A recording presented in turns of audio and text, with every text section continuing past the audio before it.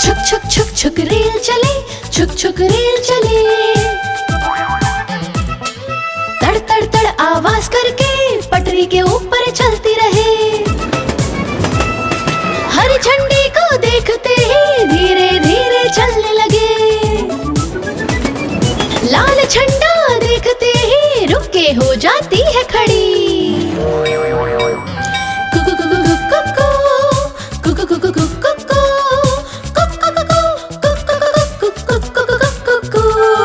बिजली की मदद से वो बहुत तेज से भागते।